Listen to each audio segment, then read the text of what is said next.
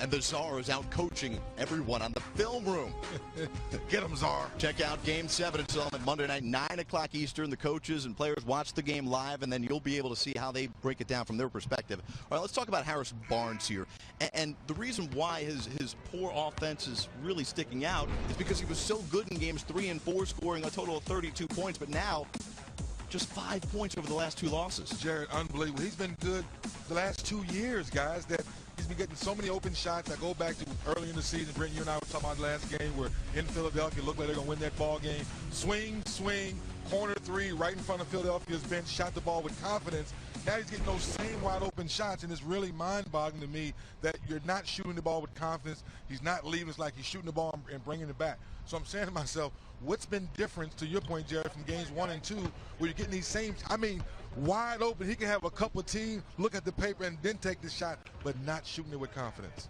These things happen, and so for Harrison Barnes, these are a couple of long days for him to try to regain his confidence. Even before we had Game 5 here at Oracle, Harrison Barnes came back to the practice facility late in the evening, got up a couple extra shots with a few of the coaches here, and trying to get himself in a much better rhythm. But you're seeing things, Vince, really maybe on a technical level that you feel are signs of that wavering confidence. Well, first and foremost, as players, when you're playing in the game and you're playing in a big game like this, we play the mind games with ourselves sometimes, and we tend to second guess ourselves.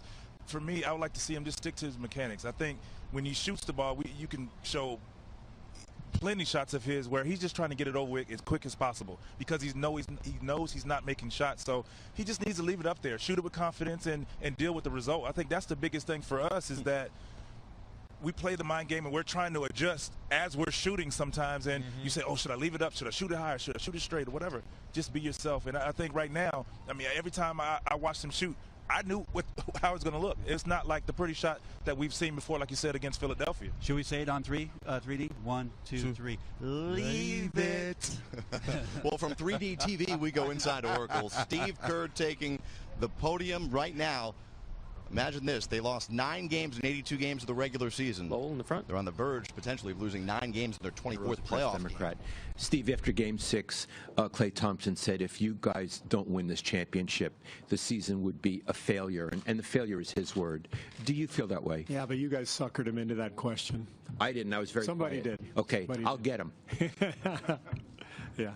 I don't look at, first of all, I think it's a, I don't want to insult anybody. I think it's an unfair question, and I never look at sports that way, and I think it's insane, with all due respect to Klay. Of course, it's insane to actually say that. Like, really? Come on.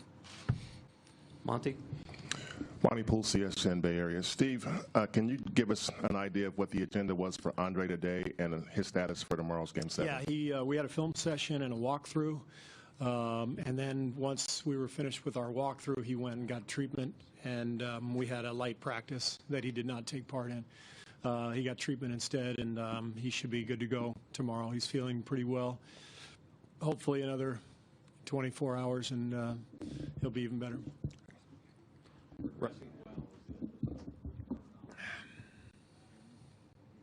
Rusty in the back. Coach, I was going to ask about Iguodala too. Any kind of minutes limits or anything on him for tomorrow's game? Not as of now, but we'll see how he's feeling tomorrow. But it's Game 7, and he's Andre Iguodala, so we know he'll be out there. Tim, go ahead. Tim Cavalcante, Mercury News. You said for the last game you told the players no heroics necessary, and yet you've also pointed out that Steph Curry was unanimous MVP. This is the life he leads. How much of a hero, or is this semantics to say, Steph Curry, this is on you? Oh, no. He's a great player, and we need him to play well. But you can't say it's on you to anybody. It's a team game. We rely on a lot of people. So it'd be nice if everybody played well. But we've won games so many different ways this year, just as Cleveland has. Lots of different people stepping up and making shots and making plays. And if you look at the history of this league, it's littered with Game 7s that were won with unlikely shots by, unlikely heroes, that kind of thing. And the main thing is take care of the details. Play hard, enjoy it, but let's not give up the easy stuff. Let's not get beat back door. Let's box out. Let's, get our transition defense in order. You take care of all that stuff, and then it's a roll of the dice. Shots go in, shots don't. Do you tell the story about the time Michael Jordan told another player that he better be open, make the shot if he gets double teamed? That would sound incredibly conceited, and I will not tell that story. But thanks for trying. Tom, back right. Tom Haverster, ESPN. Steve, how would you characterize Steph Curry's overall play in this series? And secondly, are you satisfied with the looks that he's getting? Seems to be missing a lot of open threes and missing layups more than usual. Do you have to calm down about that and not overthink things? Yeah. This is, I think my playing experience, the best thing about my playing experience that I can relate to our team is this is the playoffs and this is the finals in particular. This is how it works. So you are going to be under the microscope, especially if you're the MVP. So every move you make is going to be assessed. And I am going to be asked to assess your every move. It's fair. This is what we all signed up for. This is why we all make a lot of money. This is where we earn our money. We could break down every game. We could break down every play, but we're not going to do that. You guys can do that. That's your jobs. But we're going to focus on what we can focus on, and I'm confident we're going to play well. And I know Steph's ability and character, and I know everything about who he is. He just has to be himself. Over here on the left. Carl Stewart, Barry Newsgroup.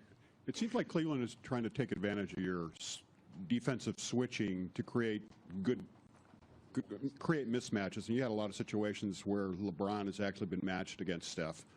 Do you have to alter any? Do you have to adjust and maybe stay at home more defensively the way they have been exploiting you with their your switching? It's a good question. It's a difficult one to answer because there are so many different circumstances on the floor.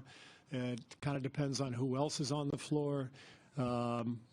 In terms of their lineup, so we have certain schemes where we will switch, others where we'll go under, others where we'll stay at home. So there's a lot of different scenarios, but this is something that both teams are doing constantly. Trying to find matchups that make sense and trying to create advantages. It's all part of the game.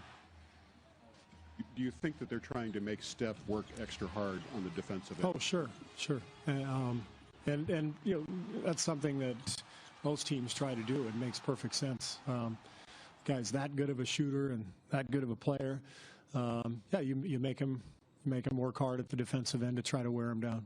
Do you check in with Steph in the last 36 hours, whatever, just as things do kind of rev up? We just tweet back and forth to each other. Thank you, Coach. All right, thanks. Clay will be right up.